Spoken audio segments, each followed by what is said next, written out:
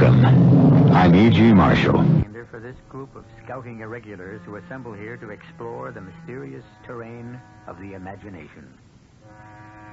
I only regret, said Nathan Hale, that I have but one life to give for my country. But how did he know? How do any of us know? Who can say for certain how many times we are destined to live?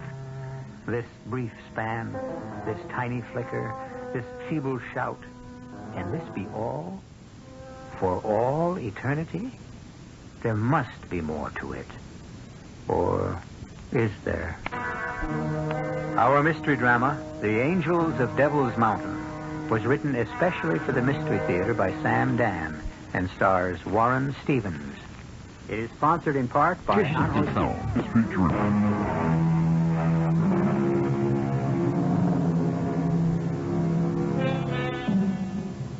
Donald K. Farlow drives through the summery Connecticut countryside. Donald K. Farlow, at 41, is scarcely 5 pounds heavier than he was 20 years ago, when he was named All-Ivy League running back. Of course, he has some silver in his hair, which is neither as thick nor as luxuriant as it used to be. His chin seems somewhat heavier, but all in all, time has been kind. At this moment, Donald seems to have a problem. He feels a nagging little pain in the region of his heart. Nothing serious or unbearable, but it persists. And when Donald sees the sign that says motel, he decides to do the sensible thing. Do you have a reservation, Mr... Farlow? No, I don't. Well, it doesn't matter. Put you up anyhow. These days, nobody's turning away business. How long you plan on staying with us? Oh, I don't know. I just don't know. Miss... That's Mrs. Collins. My husband, Harry, that is, my late husband, Harry, bought this place, and May I ask you something, Mrs. Collins? Why are you staring at me? Am I staring?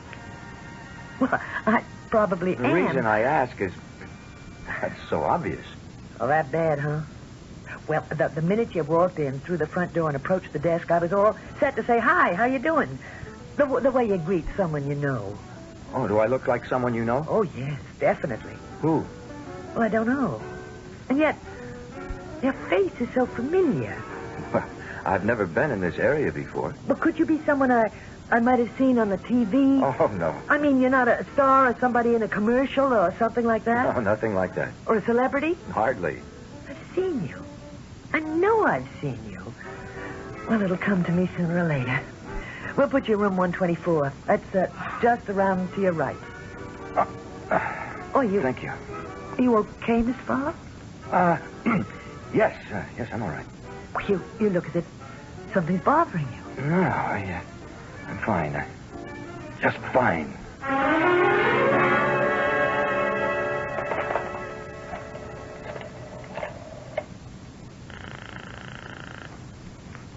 Yeah?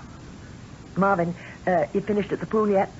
How can I finish when you call me every 15 seconds to ask me something? Marvin, a man just checked in, room 124. Now, what I want you to do is go there. Why? Well, just make up an excuse. Say you want to make sure the air conditioning's okay. What for? Marvin, that man's killing me. What? I mean, I'm just dying. He reminds me of somebody, and I just can't place him. You know something? You got altogether too much curiosity to run a motel. Marvin, it'll just take you a second or two. Go to his room and see who he reminds you of. Dolly? You seen him? Yeah. Well? I tell you something, Dolly, that man is familiar. I mean, he's really familiar. Well, I know, but why? He's a spitting image of... Who? I don't know, but I've seen him. I know him from somewhere. Now, you see what I mean? Yeah, I know that guy. Well? He looks the same age as me. We might have been in the service together. Maybe he was somebody I knew in Korea. Then why should he look familiar to me? Oh, yeah. I see what you mean. But I'm positive the Army's got something to do with it. What do you mean, the Army? Well, I don't know. It's just that I look at this guy, and for some reason, I just think of the Army. Well, Maybe he's in the Army, and for some reason, his picture's been here in the paper. No, I never saw his picture in the paper, but... Hey, now that you say picture, I did see it someplace. You sure, Marvin? I'm not sure of nothing. All I know is the guy looks familiar, and I just can't place him. Well, take another good look. He's headed toward the desk now. Oh. Well, hello there, Mr. Farlow. Do you have a doctor nearby? Doctor? Oh, Mr. Farlow, something's wrong. I knew it. Well, it's, I don't think it's serious. Well, if you're sick, you come to the right place. We got Devil's Mount Memorial Hospital here with the finest hospital. What's the matter, Mr. Farlow? I think perhaps it might be wise for me to check in. It's your heart. It's your heart, isn't it? I can tell by that look on your face. Marvin, you bring that station wagon around to the front.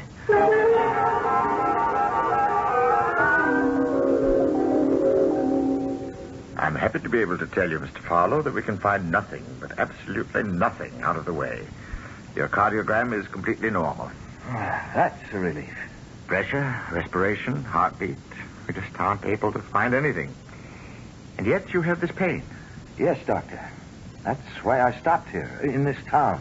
Mm-hmm. Originally, I was going to... Tell me, do you have any cardiac history? No, sir, not that I know of. And the pain?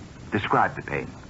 Well, it doesn't seem to be the kind of pain that, well, I've been told to associate with a heart attack. Mm-hmm. Just more of a stabbing pain, as if I'd been stabbed.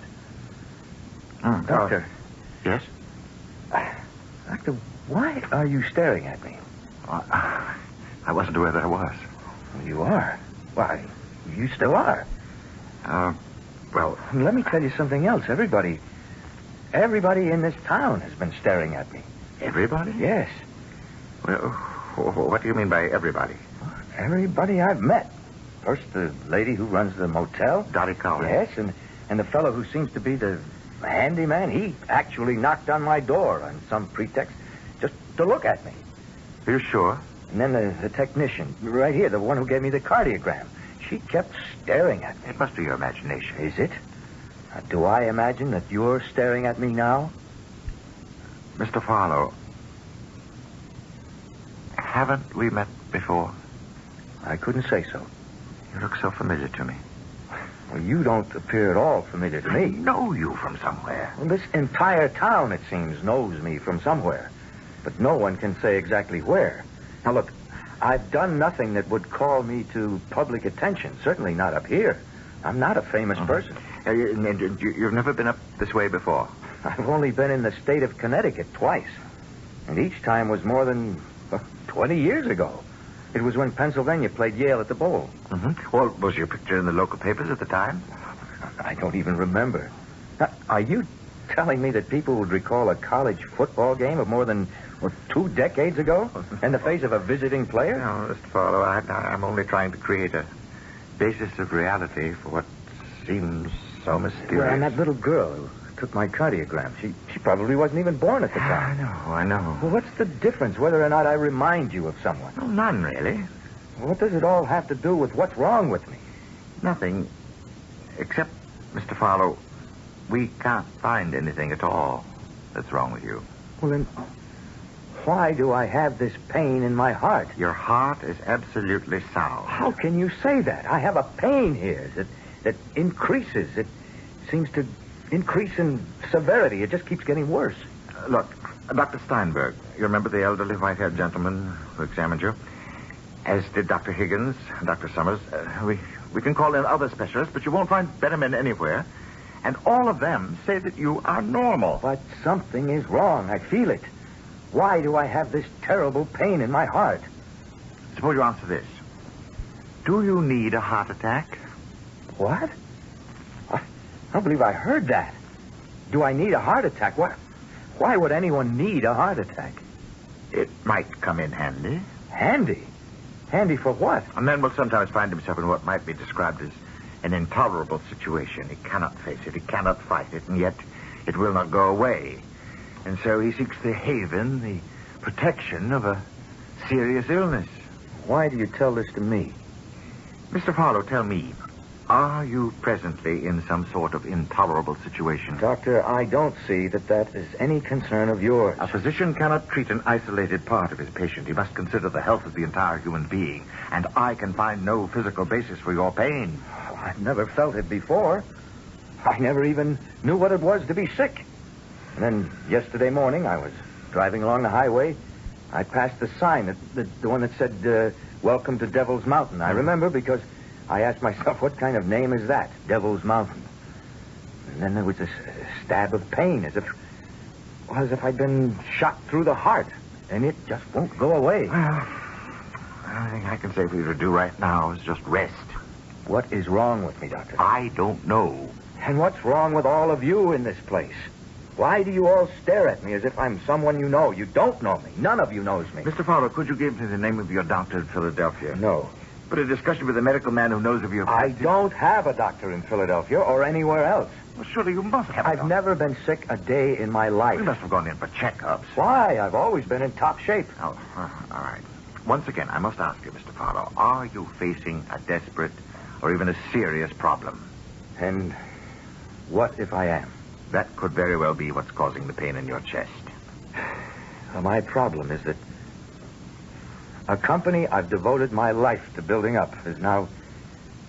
Well, it's going to go under. Why? Why? Well, I'll tell you why. You can't fight City Hall. You can't fight government regulations. You can't fight the new contract demands, tight money. You just can't do it, that's all. But nobody wants to understand that. Who doesn't want to understand that? Who? My partners, my son. Could that be why you suddenly developed this pain in your chest? To get out of a fight? But I don't have to justify what I do to anybody. But you've got to do something about this pain. And you will have to help. Try to relax and get some sleep.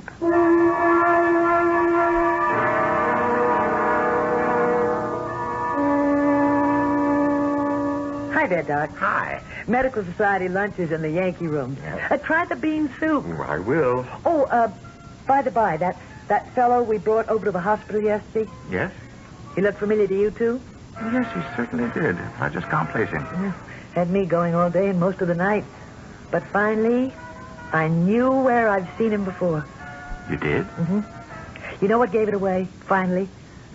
That pain in his chest. How could it? Think, Doc, think. Think of that pain. And then you'll know where you've seen him before. Mm-hmm. Come on, Doc. Just think.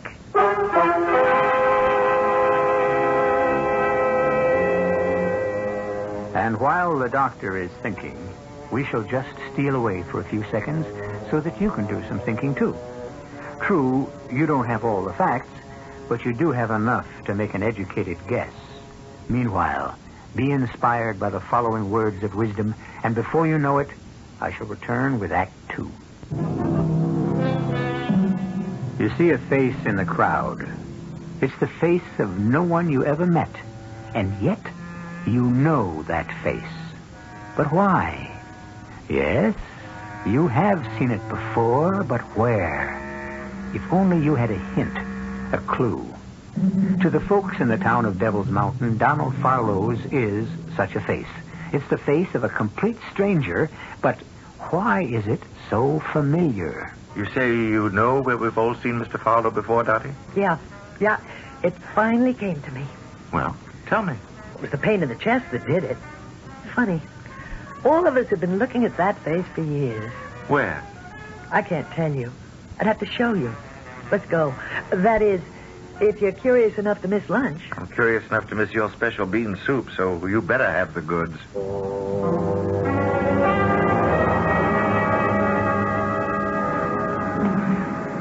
Well, Doc, we're here. Here? Right in here is where you'll find your answer. In the Devil's Mountain Revolutionary War Museum. Come on. Well? You mean by this time you don't know? Oh, you're overdue. You surely should have caught on by now. Well, I don't see anything that would remind me. What's the pride and joy of our Memorial Museum, Doc? The most valuable thing we got. Wait. That's right. You're looking square at it. That big painting, said to be by Charles Wilson Peale. The women. The women of Devil's Mountain. Or the full title. The Women of Devil's Mountain Tending the Wounded on the Field of Battle. And that fellow, smack in the middle of the picture. Dottie. It's like the whole picture is built right around him. It does look like Donald Fowler. Looks like, Doc. It's him. It's one face. That's remarkable. He's lying there, and this woman is holding him in his arms. Oh, no wonder Marvin said this fellow reminded him of the army. It was the Revolutionary Army. You can be so familiar with something, but if you encounter it outside its everyday surroundings... And the pain in the chest. Now, that should have given it away right off. He's been shot or stabbed. See how his hand is pressed against his chest? Yes. And how the blood is trickling through the fingers? Resemblance, it's uncanny. Resemblance? Doc, it's the same face. Now, look at the hair. It's black, but with strands of gray in exactly the same places. Well... Well, what? There's the same dimple on the chin. It could be coincidence. Doc, it's him. It can't be. Why not? Because this picture was painted some 200 years ago. Everything about the painting, the face, even the... Well, now look again. There's a birthmark just on the side of his left eye. Dottie, what are you trying to say? If you could even imagine what I'd like to say, you'd decide maybe I'd better be put away. Oh, no. Go on, say it anyhow. Oh, Mr. Farlow is the soldier in that painting. How is that possible? Even if that soldier survived his wound, he'd still be dead for more than a century and a half. Well, I don't know how it's possible. I'm just telling you what I think. Oh, look at the face. He's the same soldier. Are you telling me he's the reincarnation of the soldier in the painting? I don't know anything about all that, and I couldn't care less. All I'm saying is he's the same soldier. Now, don't ask me how or why. And when he drove through here, something came over him, and he felt that terrible pain again. I'm afraid I couldn't accept that diagnosis. Okay, it's your turn. How do you account for it? I'm afraid I can't.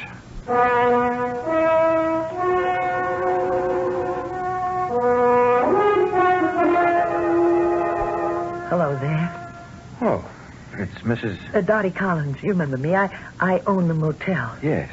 Well, you were very kind. Well, I thought I'd drop around to see how you feel. Well, I'm afraid I don't feel any better. Oh, I'm sorry to hear that. What did the doctor say? Well, the long and short of it seems to be that the pain is psychosomatic. Well, why should that be? Oh, I'm sorry. I didn't mean to pry. Oh, that's all right. No, it's not all right. I'm sure it's something highly personal. One thing we pride ourselves on around here, we respect the next fellow's privacy. And yet, I feel I can talk to you. I don't know why. I'm not the kind of man who talks to strangers about personal things. I don't usually talk to strangers at all. But somehow I feel that we're not strangers. But I know we've never met. Must be something about this place. I just can't explain it or understand it. Everybody thinks I look like somebody they know. I have this terrible pain that baffles the doctors. Well, no, it doesn't. They claim I've got it because I'm running away. What you were running away from? A fight. You don't look like that kind to me. Yeah, this is a fight I can't win. Why? Because I'm up against too much money, too much power. Besides, I don't have to fight. You see, I could sell out to this big company and take a job with them. That'd be the smartest thing I could do. Why? Well, my own future would be assured. I wouldn't have to worry about debts or loans. I could save the jobs of maybe 100 men in the long run.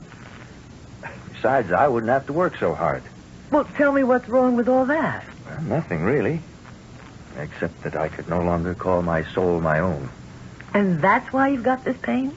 Oh, there's a lot of medical jargon surrounding it, but I guess that's what it all boils down to. So how can you get rid of it? The way I'm going, I'll never get rid of it because, well, I get used to it. After a while, I won't even notice it. So I intend to leave here this afternoon. Go home and sign the agreement. Of course, there could be another reason why it hurts. No. The doctors have just about ruled out everything that might... You remember everyone stared at you? As if we all thought we knew you? Yes, and I'd like to know why. Well, it's because we do know you. You what? Everyone in this town. We've known you all our lives. Are you sure you're not all crazy? Yes, I'm sure. All of us who were born here and went to school here. We met you for the very first time when we were little kids. I wish I knew what you were talking about. The hero of Devil's Mountain. Look, are you all right? Well, why do you ask? Why do I ask? Do you realize what you're saying? How could I be the hero of whatever it is? Well, I may sound a little bit crazy, but that's only because I'm saying... Okay, I admit it sounds strange, but I'm sane. I'm sound. Ask anyone in town about me. Now, just exactly what are you trying to tell me? Can you come with me? Can you leave here? Well, yes, but where are you going to... I want you to meet someone. Who? I want you to meet yourself.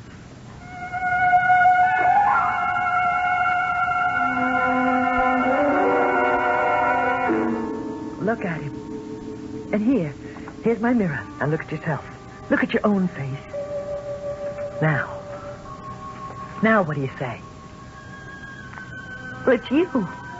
The soldier in that painting is you. And the pain you feel is his pain. Your pain. Oh, I can't prove it, but I don't have to prove it. The things we really know are all past proving anyhow. There couldn't be two faces like that in all the world, in all of eternity. You have to be the same. The women of Devil's Mountain. No, they're angels. They're the angels of Devil's Mountain. The angels? That's what I told Mr. Peel. Mr. Charles Wilson Peel.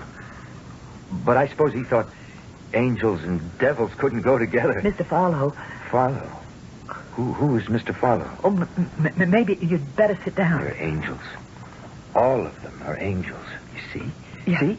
Yeah, I see. Now, you just sit there on this bench. And, could I get you a glass of water? See? They've come out on the field. But the British artillery is still firing. And see how I've fallen. I've fallen in the fight. I took a bayonet through the chest. But this one, this angel, she knelt beside me and she held me in her arms. Mr. Farlow. I'm dying. No, don't say that. You'll be all right. But I don't regret it. It's so much better to die in battle than to die of shame. Oh, please, try to... I must tell this to someone. I must. Now, listen to me. Listen, at first I said, no, never. Every day, someone else would march through the village. And it was always the same thing. Hey. Colonel Josiah Hepburn is organizing a trip of light cavalry to fight the British tyrants. All able-bodied men. Cavalry, artillery, infantry. Everybody wanted us to enlist, to volunteer. Mr. Farlow, I think I better get you back to the hospital. Hospital? Oh, no, you don't know what it's like in a hospital, ma'am. The dirt, the screams, the poor devils, how we die one by one. No, you just hold me, huh? I'll be all right. You just hold on to me. Drums, yes. Drums. It's funny. No matter how smart a man is, he can't hold out forever against the drums. Please, don't talk. It's because the beat of the drums is like the beat of your heart, and sooner or later, it becomes the beat of your heart. I held out against the drums. I held out longer than anyone else. I held out.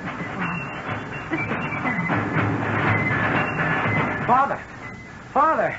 Here I am, Jeb. I done it, Pa. I went and done it. I see the feather in your hat. I'm going to ride with Hepburn's cavalry. Oh, the British are right. He stuck a feather in his hat and called it macaroni. Now, Pa... You're 17 years old. I'm old enough to fight, sir. But you're too young to die. Now, who's been filling your head with such nonsense? It ain't nonsense, Pa. You're damn right it ain't. It's treason. I don't recognize the authority of the King of England. Well, now listen. Listen to this bunch of plowboys who are now going to ride their horses instead of following them. Pa, I know you don't hold with independence, but I wouldn't be so free with my mouth.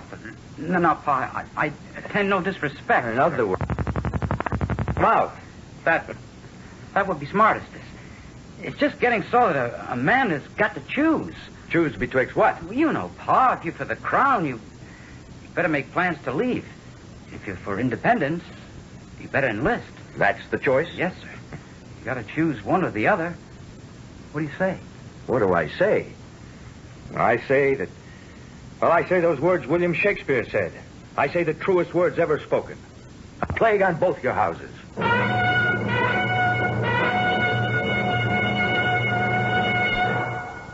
And for some reason, a Revolutionary War painting has become painfully alive for Donald K. Philo. Suddenly, he is back there in those troubled and turbulent times. And from what we have just heard, he doesn't seem to be in tune with those times either. Well, the time has come for us to listen to some sage words of advice. And then I shall return with Act 3. The following businessmen who handle everything themselves. 10 phone calls, they've got 10 important letters out to any parts of the country. I think it makes your business more efficient. Well, what about the cost?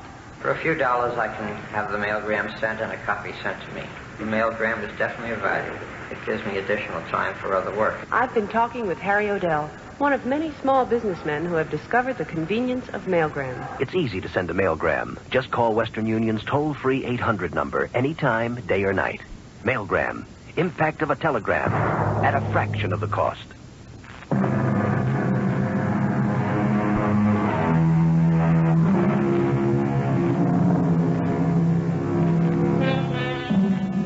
According to Mr. Henry David Thoreau, it is permissible for a man to march to the beat of his own drummer. However, this is never true during wartime.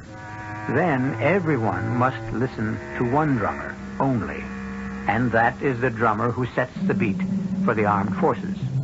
Mr. Donald K. Philo has suddenly found himself back in our revolutionary struggle and completely at odds with the popular opinion of the day. Well, Pa, maybe you don't have to enlist. Maybe you're too old. I'm not too old, Jeb. I'm only 40. What I'm trying to say is, Pa, nobody really has the right to expect you to join up. And so if I keep my mouth shut, maybe nobody will notice. Is that it? Well, yes, Pa. Well, I never kept my mouth shut in my whole life. I ain't going to start now either. Pa, you'd better do something. Are you threatening me, son? Has this revolutionary nonsense driven the Bible's teachings from your head? Honor thy father, remember? Pa, I'm only telling you the diplomatic thing to do. I'm too old to be a diplomat, Jeb. I'm riding off early in the morning with Hepburn's cavalry. Give me your blessing, sir. I can't. Huh? Oh, yes, I could hold my hands over your head and bless your mission. But it'd be a lie, because I don't believe in it. All right, Pa, I understand. I'll do the best I can without it.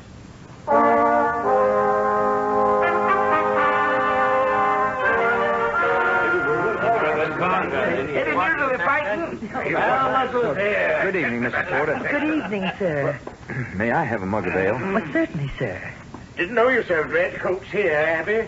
He ain't a red coat, he's a turncoat. Somebody get a rope. That's right. Why doesn't somebody get a rope? There's but one of me and 6 or 8 of you. Those are just about the safest odds, ain't they? Hey, you skulking, cowardly scum.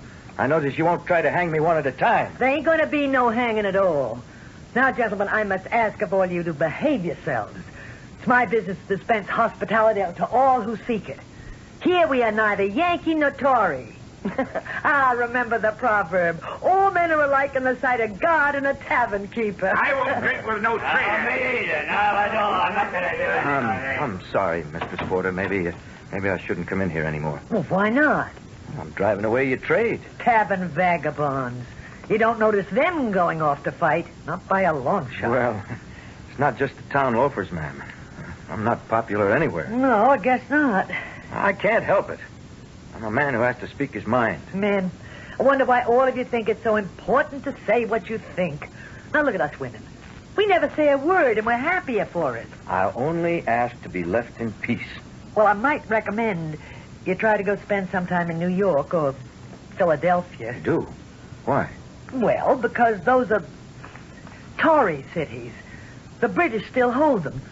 And your views would be more in keeping with the popular sentiments. I won't be driven away from my land. I'm speaking frankly, sir. Do you know why you ain't been hung or jailed or tarred and feathered and ridden on a rail? Because of your son. Because of Jeb. Because he's a trooper with Hepburn's cavalry. Nobody wants to break that lad's heart. My son has caught the popular madness. Why do you call it madness? Because no better word describes it. This motley collection of country bumpkins. Yes, Mistress Porter, that's all we are. Provincials, rustics. That's how the British see us. We're a joke to them. Then they must be laughing with tears in their eyes. We bled them pretty bad at Breed's Hill up in Boston. And look what Ethan Allen and his boys have done. And our own Israel Putnam. Oh, but soon they'll begin to take us seriously. And then the ball will be over. Their invincible fleet will strangle us with a blockade. I must say, sir, you do take a dim view. I take a realistic view. And who needed this war? Hotheads in Boston? Slave owners in Virginia? Oh, now you know there's more to it than that. What more? We could have lived in peace. This nonsense about taxation without representation. The average person doesn't have the right to vote in Great Britain either. And what do we want to vote for anyhow? What does it matter what scoundrel has chosen to loot the public treasury and misgovern the country? It matters because we have the right to choose him and turn him out. I don't think it's a right worth dying for. It's the principle of the thing. Principles. My principle is to be let alone, to live in peace, not to provoke a war which cannot be won. Why do you insist we can't win? Because the odds are against us. Common sense is against us. Reality is against us. The overwhelming weight of men, money, ships, guns are all against us. I agree. Well, then why do you support this insane enterprise? I agree that the odds are against us, but I insist we can win. Why? Because we must. Even in the face of all... Yes, even in the face of all your overwhelming odds. And I should like to ask you, sir, why are you opposed to the cause of independence? I told you why. First, I would rather live in peace. Second, we have no chance of obtaining. Are you sure there isn't a third reason? What's that? You're afraid to fight. Madam, I can assure you no man could ever say that to me. Oh, I don't mean that kind of fight. A fight that proves nothing, settles nothing. I mean the fight for human freedom. I'm free now. Slavery isn't all bad. There are pleasant forms of it, too. The life we led here was in many ways the life of a slave. We were told what to do, what to raise, what to manufacture, what to buy, what to sell. We were plagued by restrictions, limits, boundaries.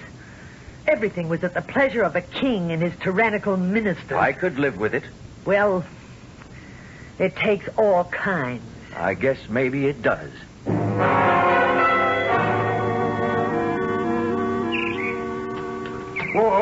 Whoa there. Good morning, Reverend. Morning. I see you're packed for a journey. That's so. Well, come in, rest a while. Have a bite. I can't. Have no time. See, the British are sending a raiding party all through the valley. Here? Our valley? Yeah. Do a little burning and killing. So most of the town's moving out, heading north to Boston. But why? Well, as they say, we're a hotbed of rebel sentiment here, and we're to be taught a lesson. I don't think you got too much to worry about, though. Why? Why do you say that? Well, you're known as a supporter of the king. But I am not a supporter of the king. I don't support anyone in this madness. And even if that's so, you can't call what folk devoutly believe in madness. And you know how it is in time of war. You're not with us. You're against us. So, we are about to reap the whirlwind. Got to be moving on. To say, I don't think you're in any danger. They'll sweep through here like savages. They'll carry off all the livestock. They'll loot and they'll burn the houses and barns. But not yours. Timmons, my neighbor by the creek, and Sanderson over at the edge of the woods. They're off with Jeb, fighting with Jeb, down south with Hepburn's cavalry. I suppose those are the fortunes of war. These men are my neighbors. I could never face them again. If they return to find the labor of a lifetime destroyed, while everything that belongs to me still flourishes, I could never face my own son. It's too late now. They outnumber us, you know. They've always outnumbered us. Reverend, the village of Devil's Mountain will fight. We ain't got no soldiers. We never had soldiers. Who are we, anyhow? We're just farmers and shopkeepers, artisans and clerks. Now, who's our commander-in-chief? He's just a planter from Virginia. Reverend, the war is here.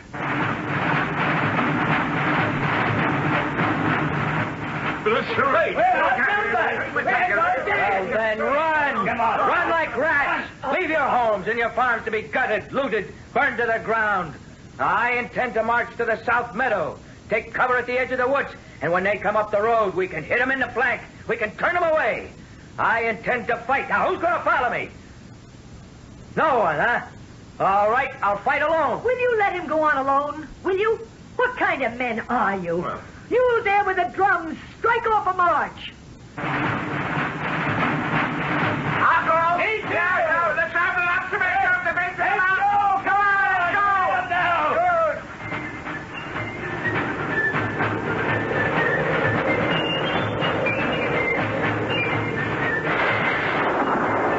That's it, lads. Keep it up. We got him on the run. Keep it up.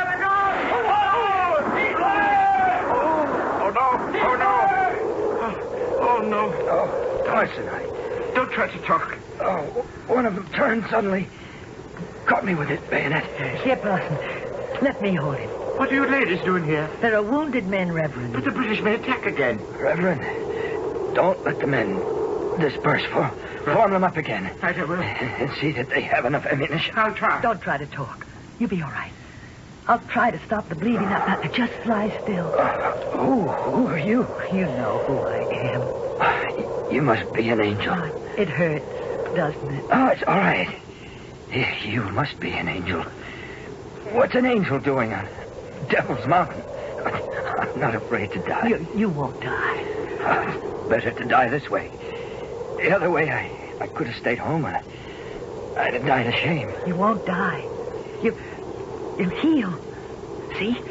The blood isn't flowing so quickly. You'll live to fight again. Yeah. I'll live. I'll fight again.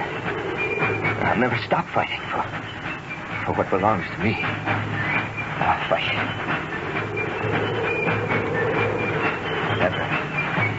Never stop fighting.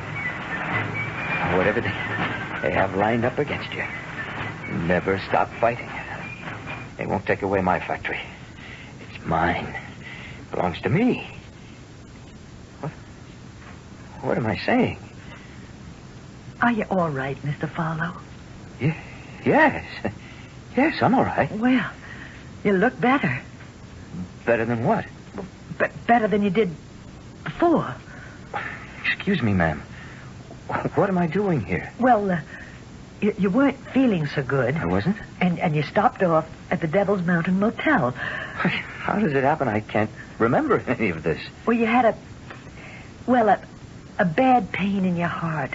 I don't think I've ever had a bad pain in my life. The doctor would call it empathy, I think. Empathy? For whom? Well, that wounded soldier in the painting. Hey, you know, I do think there's a slight resemblance. Well, I guess I've been working too hard. I've been quite worried. What I did was, I must have been tired. I stopped at the motel and just passed out. Are you sure you're all right now? Oh, yes, positive. I have to get back home at once. I've got a lot to do. Funny. I never passed out before. And I don't remember coming here either. How did I get here? Well, the doctor thought a little walk might be good therapy. Well, it certainly was. I'm feeling just great. I'm much obliged to you. Well, what's funny? Well, it's not funny. Those women in the picture, see? See how they're helping the wounded? Well, you're keeping the tradition alive. You helped me. Yeah, that's a beautiful painting. It's called The Angels of Devil's Mountain, Tending the Wounded. Well, why do you say angels? It reads women... Oh, no. That's a mistake. It should be angels.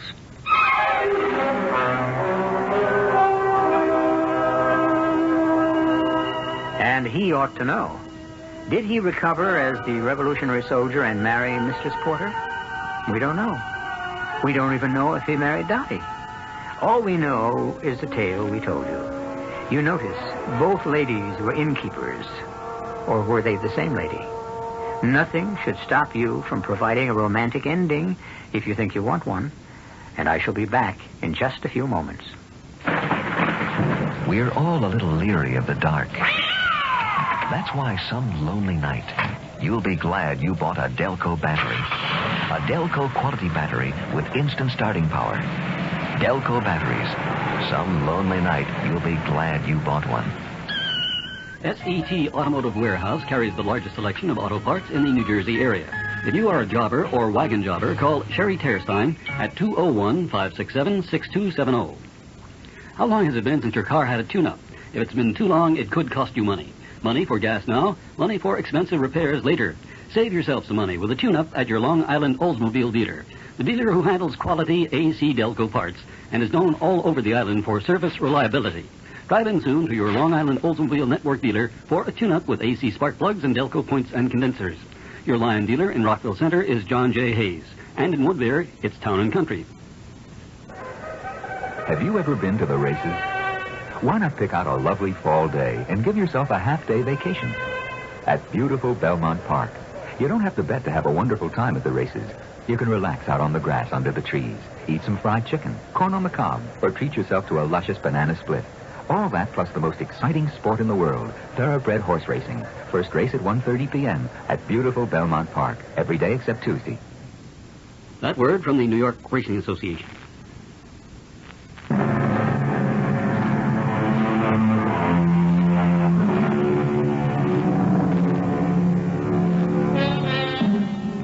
We're celebrating the bicentennial of our great country.